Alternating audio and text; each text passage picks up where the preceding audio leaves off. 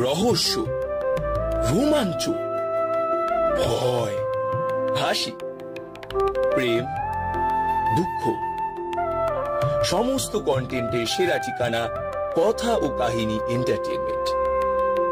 বিনোদনের নতুন অধ্যায়।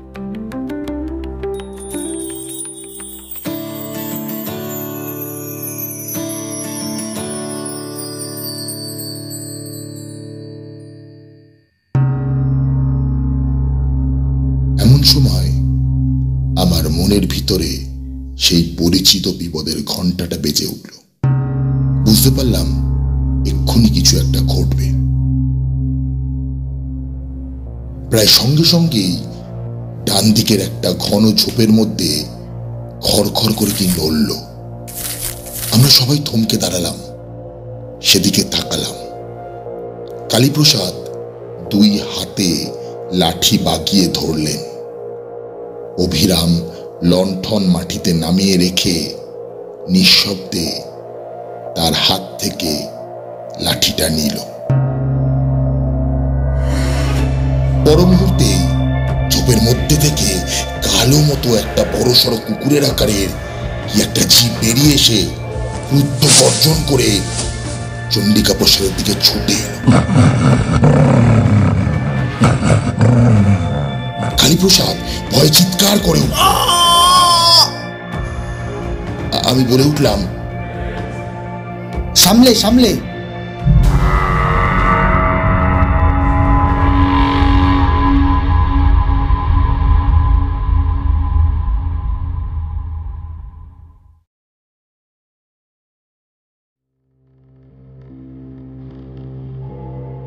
নমস্কার, শুনছেন তারাদাস বন্দ্যোপাধ্যায় রচিত তারানাথ তান্ত্রিকের গল্প অবলম্বনে মা কালীর কৌটো।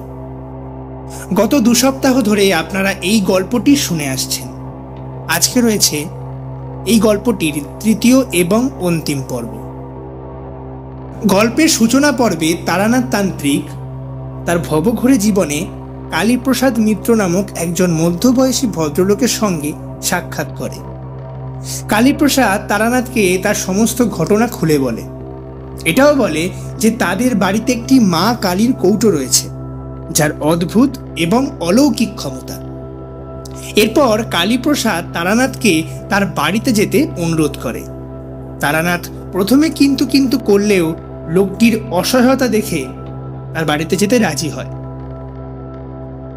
কালীপ্রসাদের বাড়িতে ঢোকা মাত্রই তারানাথ বুঝতে পারে যে এই বাড়িতে কিছু না কিছু গন্ডগোল আছে, কেননা বাড়িতে পৌঁছানো মাত্রই কালীপ্রসাদের উপরে অতর্কিত আক্রমণ আসে। কালীপ্রসাদ এর বিন্দু বিসর্গ বুঝতে না পারলেও তারানাথ অনুমান করতে পারে বিষয়টি কি। এরপর কালীপ্রসাদের বাবা অর্থাৎ চন্ডিকা প্রসাদ মিত্রের সঙ্গে তারানাথ সাক্ষাৎ করে। চন্ডিকা প্রসাদ মিত্র এই উপদ্রবের সূচনা পর্ব তারানাথকে খুলে বলে। তারানাথ বুঝতে পারে যে বিষয়টি কি। এরপর তারানাথ একটি হোম করার কথাও বলে। চন্ডিকা প্রসাদ তাতে রাজিও হয়, কিন্তু তিনি বলেন যে তিনি তার মতন করে একটি উপায় করবেন, অর্থাৎ সেই মা কালীর কৌটো। তারানাথ বুঝতে পারে এবং অনুমতিও দেয়। তারপর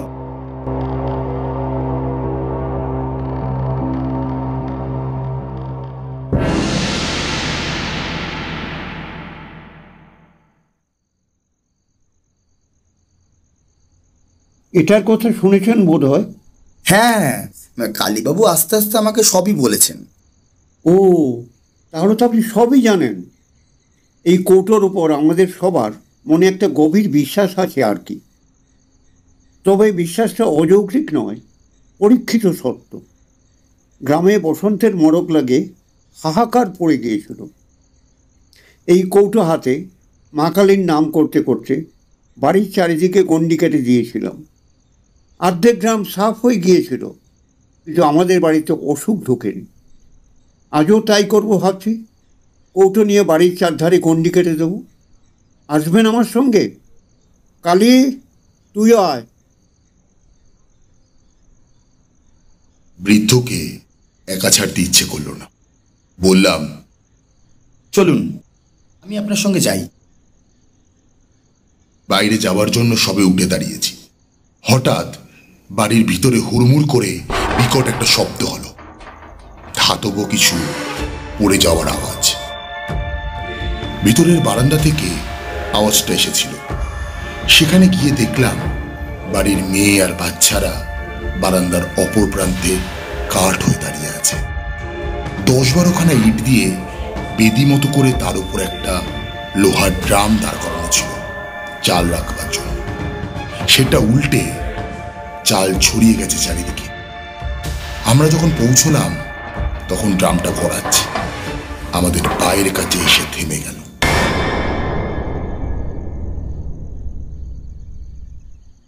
আমার নাকে ভেসে এলো সেই বিশ্রী রকমের গন্ধটা, যেটা আমি বাগানে পেয়েছিলাম। চন্ডিকা প্রসাদ হতভম্ব হয়ে দাঁড়িয়েছিলেন। তাকে বললাম, দেখুন, যা করার করে ফেলুন, আর রাত করবেন না।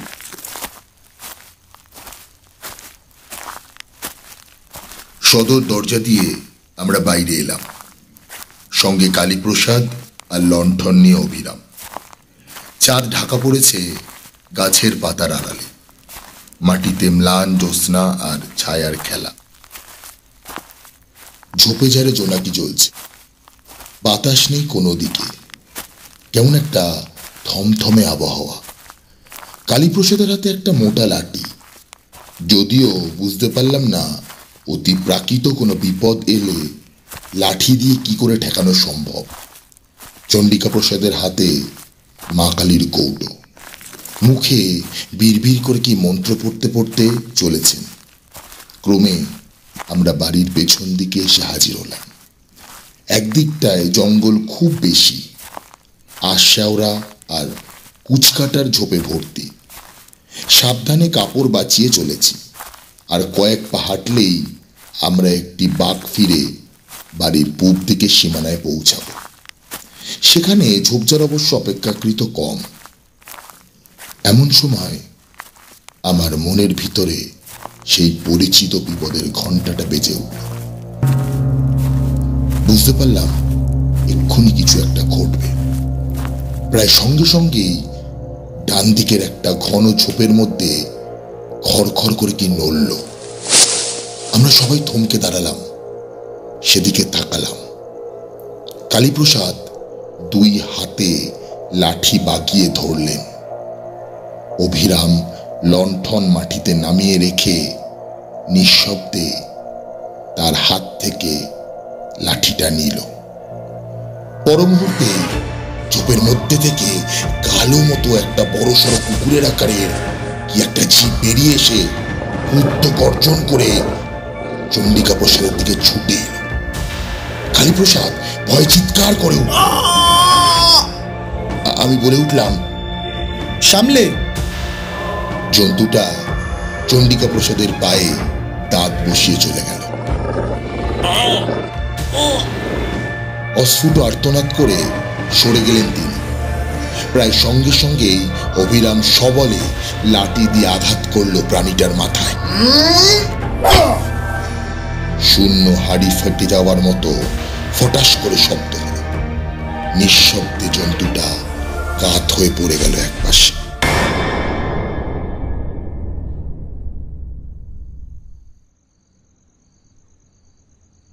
বলতে এত সময় লাগলেও ঘটনাটা ঘটতে লেগেছিল কয়েক মুহূর্ত মাত্র। কালীপ্রসাদ লণ্ঠন নিয়ে ঝুঁকে পড়ে বললেন, এ কি, এ তো একটা শিয়াল। মরা জ্যোৎস্না আর লণ্ঠনের আলো মিশিয়ে কেমন একটা আলো আধারির মতো হয়েছিল।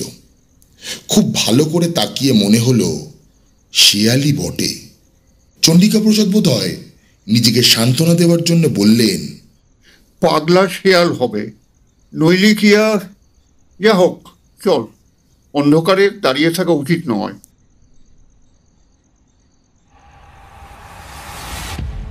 এদিনে গৃহপ্রদক্ষিণের একটা ফল কিন্তু হাতে হাতে দেখতে পেলাম। সে রাত্রির থেকেই বাড়ির ভিতরের উপদ্রব সব বন্ধ হয়ে গেল। সারা রাত সজাগ হয়ে শুয়ে রইলাম। কাশির শব্দ শুনে টের পাচ্ছিলাম চন্ডিকা প্রসাদের জেগে, কিন্তু সে রাত আর কোনো উপদ্রবই হলো না। পরের দিনই সমস্ত ব্যাপারটা অদ্ভুতভাবে মিটে গেল। যে কথা বলবার জন্য এই গল্পের অবতারণা আমাকে আর যোগ্য করতে হয়নি। এই ঘটনায় আমার ভূমিকা ছিল শুধুই দ্রষ্টা। মরা শিয়ালের পা ধরে টেনে নিয়ে অভিরাম দূরে আমবাগানের ওপারে একটা পতিত জমিতে ফেলে দিয়ে এসেছিল। রাত্রিরও কোনো উপদ্রব হয়নি। সকালে উঠে দেখলাম বেশ প্রসন্ন সূর্যের আলো চারিদিক ভরে আছে। চণ্ডিকা প্রসাদের সঙ্গে নানা বিষয় আলাপ করে সেদিনটা কেটে গেল। ভদ্রলোক সেকেলে মানুষ হলেও হিন্দু শাস্ত্রের বিভিন্ন দিক নিয়ে বেশ পড়াশোনা আছে তার। দুপুরে সুন্দর দিবানিদ্রা দিয়ে যখন উঠলাম তখন বিকেলের রোদ মিলিয়ে গিয়ে ছায়া গাঢ় হয়ে এসেছে। বাইরে তক্ত বসে বসে চণ্ডিকা প্রসাদ হুকোয় টান দিচ্ছিলেন। সেখানে গিয়ে বসলাম। গারু হাতে কালীপ্রসাদ উঠোন পেরিয়ে বাড়ির বাইরে বাগানের দিকে চলে গেলেন। চণ্ডিকা প্রসাদ ডেকে বললেন, কালী, চট করে সেরে আয়, একসঙ্গে বসে ঠাকুরমশাইয়ের যজ্ঞের ফর্দটা করে ফেলা দরকার। হ্যাঁ বাবা, এক্ষুনি আসছি।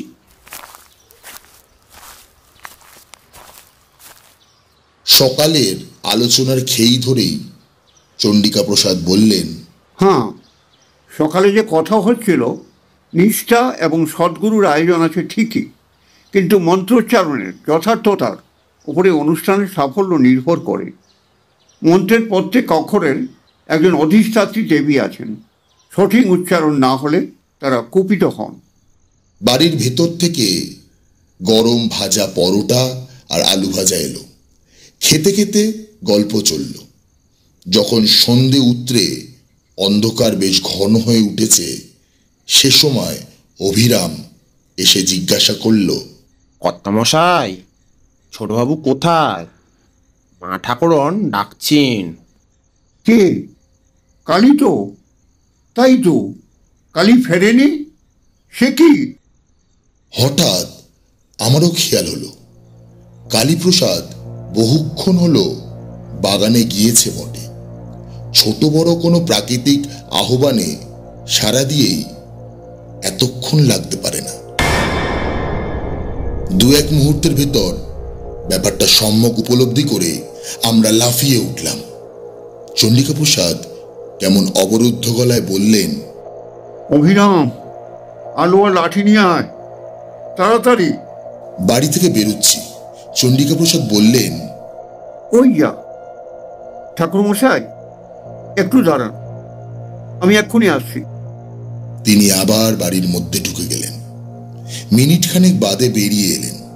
বুঝলাম আমার আন্দাজি ঠিক ছিল। তার হাতে মা কালীর কৌটো। এইটা আনতেই তিনি ফিরে গিয়েছিলেন। আমবাগানে পা দিয়ে বুঝতে পারলাম এ বাড়ির ওপর থেকে দুর্ভাগ্যের কালো ছায়া একেবারে মিলিয়ে যায়নি। সমস্ত পরিবেশে ছেয়ে আছে একটা বিকট গন্ধ, গতকাল এসে যেটা পেয়েছিলাম। বিকেলবেলা মনের মধ্যে যে প্রসন্নতা জেগে উঠেছিল তা কোথায় যেন বিলীন হয়ে গেল। লণ্ঠনাতে অভিরাম আগে আগে চলছে। সে ডাকছে, ছোটবাবু গো, ছোটবাবু, ও ছোটবাবু, শুনতে পাচ্ছেন? চণ্ডিকা প্রসাদও ডাকছে, কালী, কালী, কালী। আমার বুকের মধ্যেটা গুড়গুড় করছে। আজ সন্ধ্যেটা একদম ভালো নয়, ভালো নয়।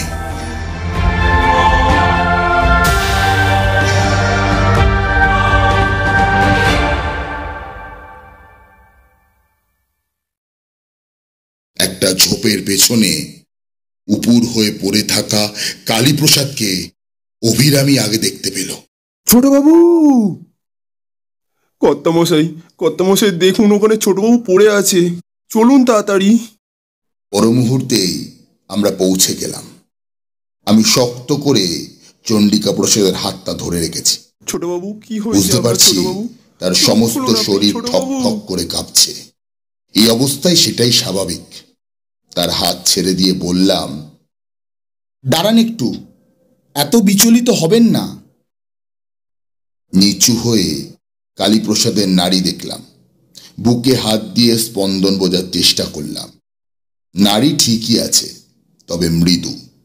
সোজা হয়ে দাঁড়িয়ে বললাম, ভয় নেই, উনি অজ্ঞান হয়ে গেছেন। অভিরাম, চলো ধরাধরি করে একে বাড়ি নিয়ে যাই।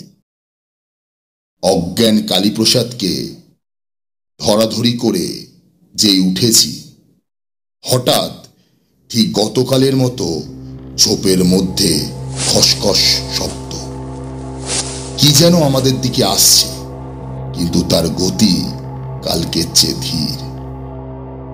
আমাদের ভয়চকিত দৃষ্টির সামনে ঝোপ ঠেলে বেরিয়ে এলো একটা শিয়াল।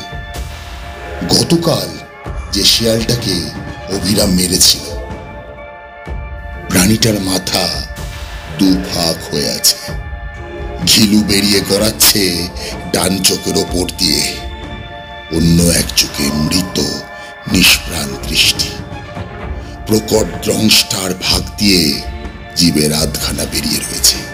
সে এক অনৈসর্গিক বিভৎস দৃশ্য। ধীর কিন্তু অমোঘ গতিতে শিয়ালটা আমাদের দিকে এগিয়ে আসতে লাগলো। কোনো দিকে কোনো শব্দ নেই, গাছের পাতায় বাতাসের সামান্যতম মর্মর নেই। সমস্ত জগৎটাই অন্ধকারের চাদরে ঢাকা পড়ে আড়াল হয়ে গিয়েছে চেতনার থেকে। থাকবার মধ্যে কেবল সামনে ওই সচল মৃতদেহটা।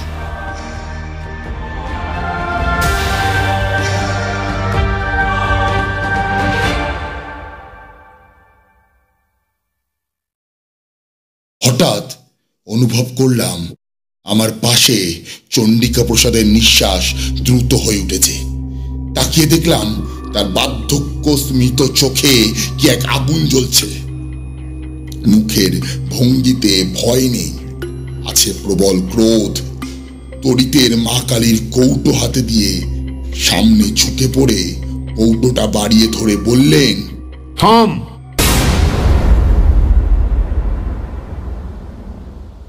সচল মৃতদেহ স্থাণু হয়ে গেল। আবার সোজা হয়ে দাঁড়িয়ে কৌটো শুদ্ধ হাত মাথার উপর তুলে চিৎকার করে চণ্ডিকা প্রসাদ বললেন, মা কালীর নামে বলছি, আমার বাড়ির সব বিপদ দূর হয়ে যাক।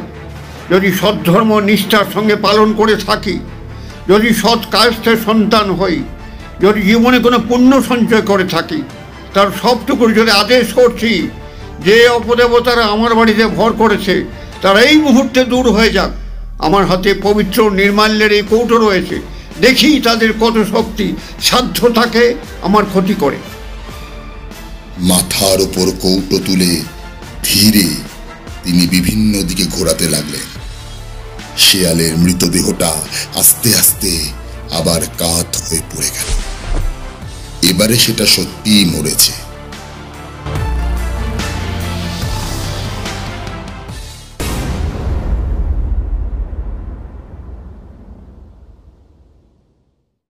তার সঙ্গে সঙ্গে একটা অদ্ভুত ব্যাপার ঘটল। এতক্ষণ বন ছিল নিস্পন্দন নীরব। হঠাৎ কোথা থেকে ছুটে এলো ঝড়ের মতো বাতাস। সারা বাগান ঝোপ ঝাড় মথিত হয়ে কিছুক্ষণ সে বাতাস বইল। অভিরাম বলে উঠল, দেখুন ঠাকুর মশাই, ওদিকে চেয়ে দেখুন। তার নির্দেশিত দিকে তাকিয়ে দেখলাম সেখানে গাছপালা একটু কম। পাতার ফাঁক দিয়ে রাত্রির আকাশ দেখা যায়। চাঁদ উঠতে আজ একটু দেরি আছে, কিন্তু অস্পষ্ট তারার আলোয় অন্ধকারটা অনেকটা তরল। বাতাসের ঘূর্ণির পাক খেয়ে একটা জমাট অন্ধকারের মতো স্তম্ভ আকাশের অনেকখানি ঠেলে উঠেছে। অন্ধকারের উপাদানে তৈরি অমানুষিক এক আকৃতি, পরিচিত কিছুর সঙ্গে যার কোনো মিল নেই। সমস্ত পরিবেশ থেকে, চণ্ডিকা প্রসাদের বাড়ির ওপর থেকে, আমবাগান থেকে বাতাসের সঙ্গে উঠে যাচ্ছে গুঁড়ো গুঁড়ো অন্ধকার। কিছুক্ষণের মধ্যেই অন্ধকারের কালো পিণ্ডটা অনেক ওপরে উঠে গিয়ে আবছা হয়ে মিলিয়ে গেল।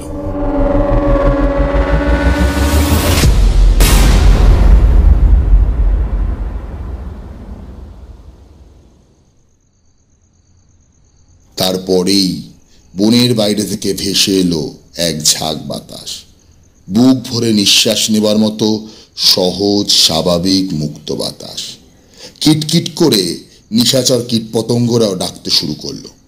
আমরা কেউ কথা না বলেও বুঝতে পারলাম অমঙ্গলের ছায়াটা একেবারের মতো সরে গিয়েছে। কালীপ্রসাদকেও বয়ে নিয়ে যাওয়ার প্রয়োজন হলো না। এর কিছুক্ষণের মধ্যে তার জ্ঞান ফিরে এলো। বাগান থেকে ফেরবার মুখে শেয়ালটা এসে দাঁড়িয়েছিল সামনে। ভদ্রলোক স্নায়ুর ওপর এত চাপ সহ্য করতে পারেননি। ফেরবার সময় চণ্ডিকা প্রসাদ বললেন, দেখলেন আমার মা কালীর কৌটোর গুণ? সব বেটাকে তাড়িয়ে দিল। বললাম, তা বটে।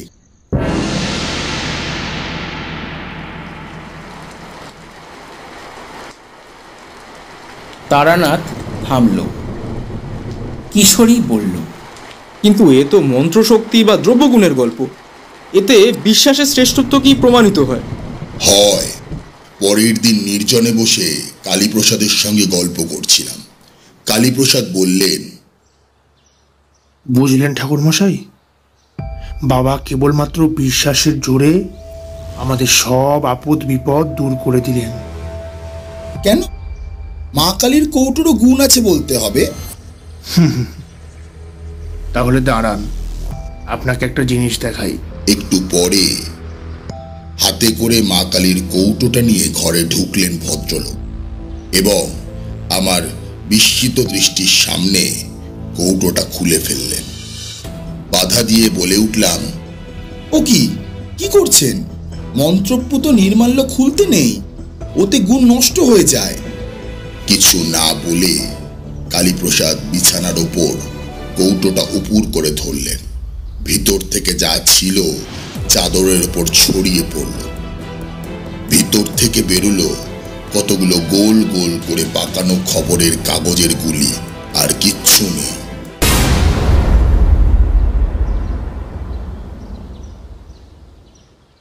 অবাক হয়ে বললাম, এ কি, নির্মাল্য কই? নেই। তার মানে আসল কৌটো অনেকদিন আগেই হারিয়ে গিয়েছে। এটা নকল। ছেলের অসুখের সময় কলকাতায় নিয়ে যাওয়ার পথে কোথাও পড়ে যায়। বাবা শুনলে অনর্থ করবেন, এই ভয়ে শিশি বোতলওয়ালার কাছ থেকে 2 পয়সা দিয়ে আমি এই কৌটোটা কিনি। বাবা আজকাল চোখে কমই দেখেন, তাই তাকে ঠকানো খুব একটা কঠিন কিছু নয়। মানে বুঝতেই পারছেন ঠাকুরমশাই, যা হয়েছে তা বাবার এতদিনের বিশ্বাসের জোরেই হয়েছে। আর কেউ জানে এ কথা? না, আমার স্ত্রী, মানে আপনার বৌমা আর আমি, অন্য কেউ না। বাবার বয়স হয়েছে, আর কদিনই বা বাঁচবেন। খামোখা কেন তাকে দুঃখ দিই বলুন তো?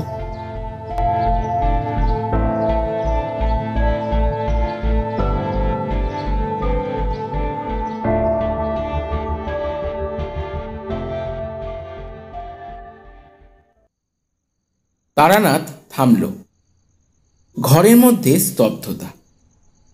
বাইরেও বৃষ্টি ধরে এসেছে। একটা দীর্ঘ নিঃশ্বাস ফেলে কিশোরী বলল, গল্পটা বেশ, তবে গল্প বানানোয় আপনার একটা স্বাভাবিক দক্ষতা আছে, মানতে হবে। সিগারেট ধরাতে গিয়ে তারানাথ জ্বলন্ত চোখে কিশোরীর দিকে তাকালো।